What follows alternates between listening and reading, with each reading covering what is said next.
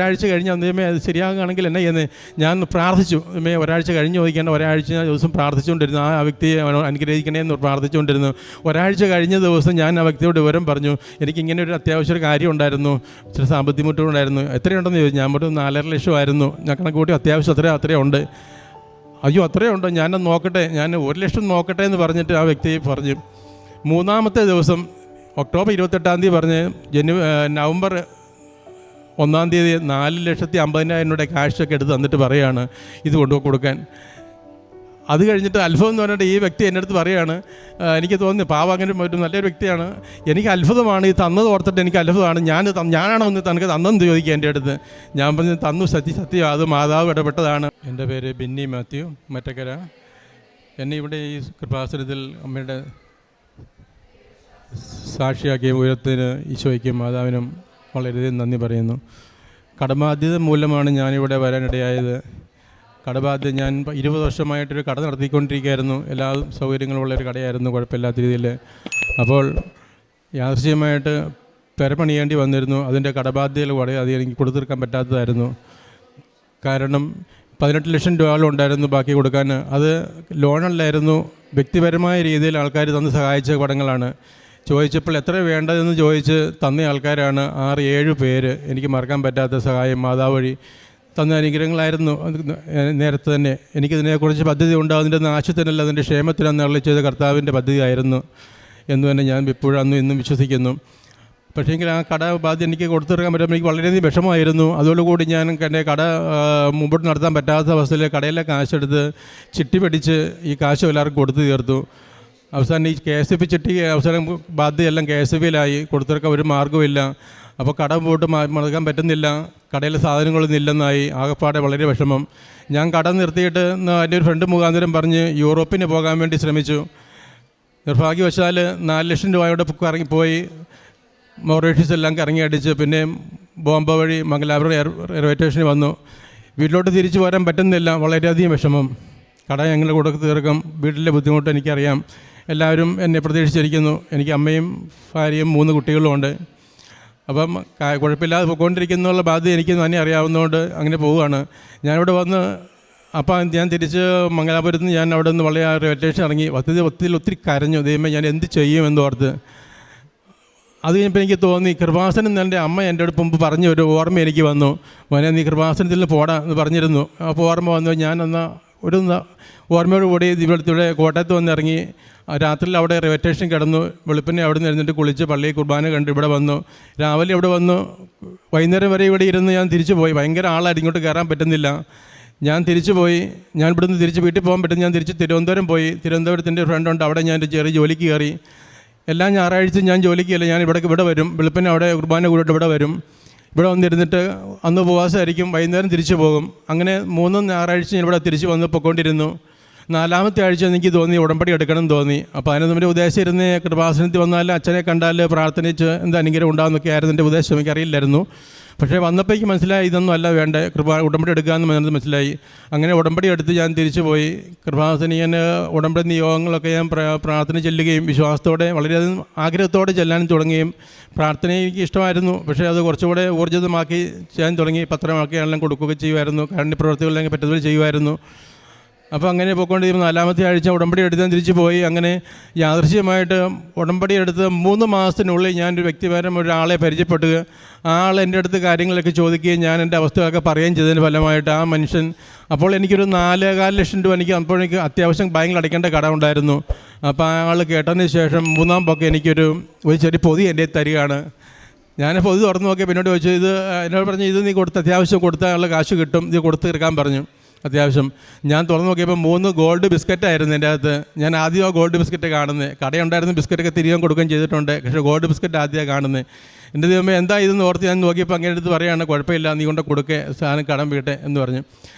അത് കഴിഞ്ഞ് കുറച്ച് എൻ്റെ ഒരാഴ്ച എൻ്റെ അടുത്ത് പറയുകയാണ്, ഞാൻ കുറച്ച് കാശ് നിനക്ക് തരാം, നീ കൊടുത്ത് കടം വീട്ട്, എനിക്ക് അത്യാവശ്യം കൊടുക്കേണ്ട കടം വീട്ട്. ഞാൻ തന്ന കാശ് തന്നെ എങ്ങനെ ഞാൻ എങ്ങനെ തിരിച്ച് ഞാൻ ഓർക്കുകയാണ്, ദൈവമേ എനിക്ക് അത് എങ്ങനെ ശരിയാവും ഞാൻ ചോദിച്ചു. അന്നേരം പറയുകയാണ് കുഴപ്പമില്ല, അത്യാവശ്യമുള്ളപ്പോൾ ഞാൻ ചോദിച്ചോളാം, നീ എനിക്ക് ഉള്ളപ്പോൾ എൻ്റെ തിരിച്ച് തന്നാൽ മതിയെന്ന്.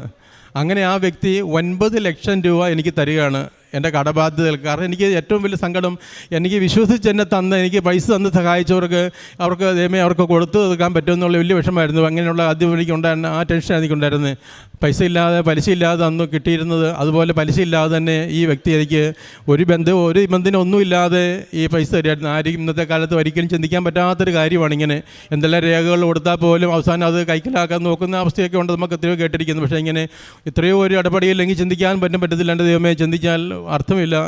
ചിന്തിക്കാൻ എന്നെ പറയല്ലേ, ദൈവത്തിൻ്റെ അനുഗ്രഹം കൊണ്ട് മാത്രം. ഇവിടെ ഒന്ന് ഉടമ്പടി എടുത്തതിന് ശേഷമാണ് ഇതിൽ സംഭവിച്ചത്.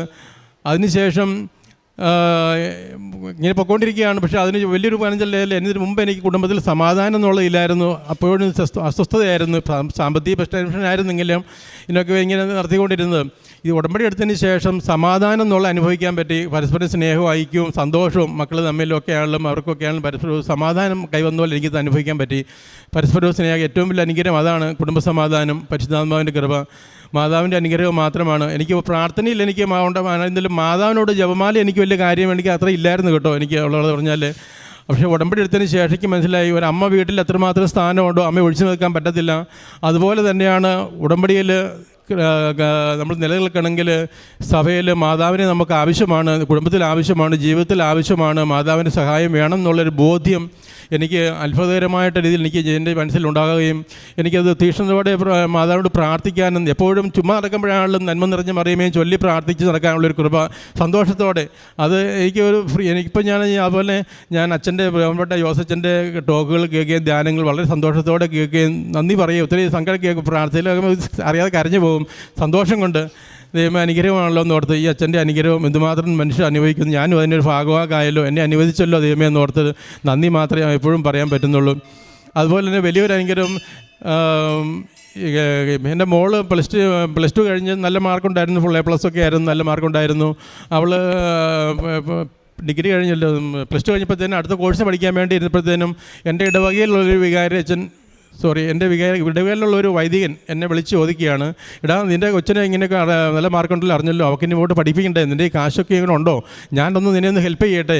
ഞാൻ പറഞ്ഞു, അച്ഛാ അങ്ങനെ അച്ഛനങ്ങ് തോന്നുന്നുണ്ടെങ്കിൽ മാതാവിൻ്റെ അനുഗ്രഹം മാത്രമായത്, അല്ലെങ്കിൽ അച്ഛനക്ക് തോന്നുന്നില്ല, എനിക്കറിയില്ല, സന്തോഷം എന്ന് പറഞ്ഞ് ദൈവാനുഗ്രഹത്തിൽ അച്ഛൻ്റെ ഇടപെടൽ മുഖാന്തരം അവർക്ക് ഒക്യുപ്പേഷൻ തെറാപ്പി മണിപ്പാലിൽ ചേർന്ന് പഠിക്കാനായിട്ടുള്ള അനുഭവം ദൈവം തന്നു. അതിന് നന്ദിയോടെ ഓർക്കുന്നു, മാതാവിന് നന്ദി പറയുന്നു. അതുപോലെ ഈ കഴിഞ്ഞ ഒക്ടോബറിൽ 28-ാം തീയതി എനിക്ക് പിന്നെയും ഒരു സാമ്പത്തിക ബുദ്ധിമുട്ടുണ്ടായി. 4,15 ലക്ഷം രൂപയോളം കടമുണ്ടായിരുന്നു, 4,45 ലക്ഷം രൂപ. അപ്പോൾ ഞാൻ ആ സമയത്ത് ഒരു ക്ലാസ് നമ്മുടെ പത്രത്തിൽ, ഉടമ്പടി പത്രത്തിൽ ഞാനൊരു സാക്ഷ്യം കേട്ടു. സാലിയമ്മ ജോസഫ് മുട്ടാറിൻ്റെ ഒരു സാക്ഷ്യം, ഒരു ജപ്തി നോട്ടീസിൻ്റെ സാക്ഷ്യം. ഞാനത് ഓർത്തിട്ട് ദൈവമേ നന്ദി പറഞ്ഞു, ഈശോയെ അവർക്ക് എനിക്കുണ്ടായല്ലോ നന്ദി പറഞ്ഞു. അത് കഴിഞ്ഞപ്പോൾ എനിക്ക് ഈ സാക്ഷി എൻ്റെ മനസ്സിൽ പിന്നെയും തോന്നുകയാണ്. ഞാനത് പിന്നെയും എടുത്ത് വായിക്കുമായിരുന്നു, പല പ്രാവശ്യം വായിച്ചത് 2-3 ദിവസമായിട്ട്.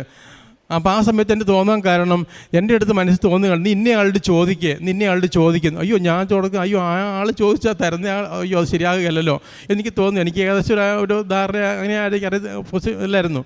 പക്ഷേ എന്തെങ്കിലും പിന്നെയും തോന്നുന്നു, നീ ചോദിക്കുന്നു. എന്നാൽ എനിക്ക് വേണ്ട, എന്ന് ഒരാഴ്ച കഴിഞ്ഞ് ചോദിക്കാം എന്ന് വിചാരിച്ചു. ഞാൻ ഒരാഴ്ച കഴിഞ്ഞ് അന്നേമേ അത് ശരിയാകുകയാണെങ്കിൽ എന്നെ ചെയ്യുന്നത്, ഞാൻ പ്രാർത്ഥിച്ചു. ഒരാഴ്ച കഴിഞ്ഞ് ചോദിക്കേണ്ട, ഒരാഴ്ച ദിവസം പ്രാർത്ഥിച്ചുകൊണ്ടിരുന്നു, ആ വ്യക്തിയെ അനുഗ്രഹിക്കണേ എന്ന് പ്രാർത്ഥിച്ചുകൊണ്ടിരുന്നു.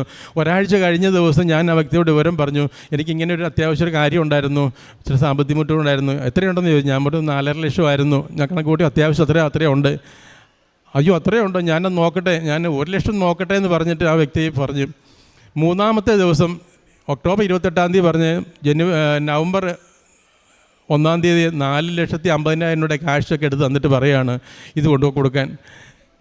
അത് കഴിഞ്ഞിട്ട് അത്ഭുതം എന്ന് പറഞ്ഞിട്ട് ഈ വ്യക്തി എൻ്റെ അടുത്ത് പറയുകയാണ്, എനിക്ക് തോന്നി പാവം അങ്ങനെ ഒരു നല്ലൊരു വ്യക്തിയാണ്, എനിക്ക് അത്ഭുതമാണ് ഈ തന്നത് ഓർത്തിട്ട് എനിക്ക് അത്ഭുതമാണ്, ഞാനാണോ ഒന്ന് തനിക്ക് തന്നെന്ന് ചോദിക്കുക എൻ്റെ അടുത്ത്.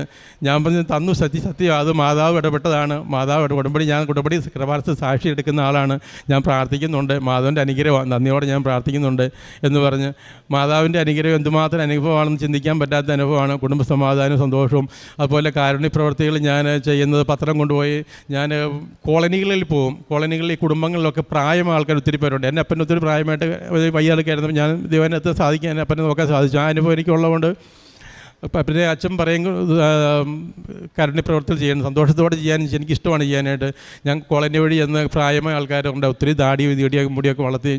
സത്യത്തിൽ ആദ്യം ഞാൻ പേടിച്ച് കൊണ്ട് വ്യക്തിയെ കണ്ടപ്പം മാനസികരോഗിയെ പോലും ആണെന്ന് ഓർത്ത് പോയിട്ടുണ്ട്. അതുപോലത്തെ അവസ്ഥയുള്ള ആൾക്കാരൊക്കെ ആയിരുന്നു. പക്ഷേ അവരൊക്കെ അങ്ങനെയല്ലായിരുന്നു, ശുശ്രൂഷിക്കാൻ ആളിനെ പറ്റാഞ്ഞ ഒരവസ്ഥയൊക്കെ ആയിരുന്നു. ഒരവസ്ഥയല്ലേ ഓരോ കുടുംബത്തിൻ്റെ അവസ്ഥ. ഞാൻ അവരെ കുളിപ്പിക്കുകയും മുടി വെട്ടിക്കൊടുക്കുകയും താടി വടിക്കുകയൊക്കെ ചെയ്ത് കൊടുത്ത് കുളിപ്പിക്കുകയൊക്കെ ചെയ്യും. അങ്ങനെ ഞങ്ങൾ പല ആൾക്കാർ അങ്ങനെ ചെയ്യാറുണ്ട്. അപ്പോൾ ഇടയ്ക്ക് ഞാൻ പോകാറുണ്ട്, പോയി കാണും. ഞാൻ അതുപോലെ നവജീവിയിൽ ഞാൻ പോകുമായിരുന്നു. അങ്ങനെയൊക്കെ എനിക്ക് ദൈവത്തിൻ്റെ അനുഗ്രഹം കൊണ്ട് മാതാവിൻ്റെ കൃപയിലേക്ക് പോകാൻ സാധിക്കുകയൊക്കെ ചെയ്യുന്നുണ്ട്. വലിയ അനുഗ്രഹത്താൽ ഉടമ്പടി എടുത്തതിന് ശേഷമാണ് എനിക്ക് കൂടുതൽ ആത്മാർത്ഥത്തോടെ ദൈവമേ എന്ന് ഓർത്ത് നന്ദി പറഞ്ഞ് പ്രാർത്ഥിക്കാനും കൂടുതൽ ഉടമ്പടിയിൽ ഒരു ഭാഗമാക്കാൻ ദൈവമേ എനിക്ക് ഇടയ്ക്കുള്ള ഭാഗ്യം കിട്ടിയല്ലോ എന്ന് വളരെ നന്ദിയോടെ ഞാൻ ഓർക്കുന്നു. അതുപോലെ തന്നെ എല്ലാ കാര്യങ്ങളിലും നന്ദിയോടെ സ്തുതിക്കുന്നു. മാതാവിനും ഈശോയ്ക്കും നന്ദി, ആയിരം നന്ദി, പറഞ്ഞാൽ തീരാത്ത നന്ദി അർപ്പിക്കുന്നു. അതുപോലെ കഴിഞ്ഞ ജപമാല റാലിക്ക് എനിക്ക് കൂടുതൽ വലിയൊരു ആഗ്രഹമായിരുന്നു, എനിക്ക് സാധിച്ചില്ല. അപ്പോൾ എനിക്ക് എങ്ങനെയായിരുന്നു പോകണം, എനിക്ക് ഒറ്റയ്ക്ക് പോയാൽ എനിക്ക് എൻ്റെ മനസ്സിൽ തോന്നുകയാണ്. ഞാൻ പോകണം, ഒറ്റയ്ക്ക് പോകണം എനിക്ക് തോന്നി. ഞാൻ ഇന്നലെ കഴിഞ്ഞ ആഴ്ച പറഞ്ഞ് ഞാൻ തീരുമാനിച്ചതാണ് ഞാൻ ഈ ഞായറാഴ്ച എനിക്ക് പോകണം എന്നുള്ളത്.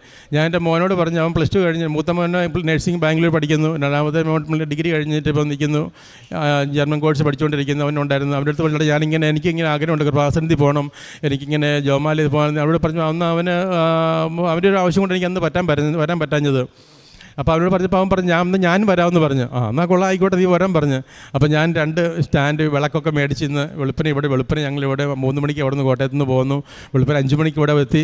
ഞങ്ങൾ 5:30 ആയപ്പോൾ ഇവിടുന്ന് കൃപാസനത്തിൽ നിന്ന് തിരികെ വിളക്ക് കത്തിച്ച് ഞങ്ങൾ ജപമാല റാലി അച്ഛൻ നയിച്ചതുപോലെ, ബഹുമാനപ്പെട്ട അച്ഛൻ നയിച്ചതുപോലെ ഞാൻ ഒറ്റയ്ക്ക് ഞാനും എൻ്റെ മോനും കൂടെ ഇവിടുന്ന് അർത്തങ്കൽ പള്ളിയിലേക്ക് അന്ന് ജപമാല പോയ വഴിയിൽ കൂടെ തന്നെ നടന്നു പോയി അർത്തങ്കൽ പള്ളിയിൽ ചെന്നു. അവിടുത്തെ നിന്ന് കുർബാനയും കൂടി ഇവിടെ വന്ന് ഈ സാഹചര്യ ധ്യാനം കൂടി ഇപ്പോൾ സാക്ഷി ഇവിടെ ഇന്നീ ദിവസം പറയാൻ സാധിച്ചതും എല്ലാം സാധിച്ചു. വളരെയധികം നന്ദി, പറഞ്ഞാൽ തീരാത്ത നന്ദി, ആയിരം നന്ദി. ഈശോയെ സ്തുതി, മാതാവേ മഹത്വം, ആരാധന.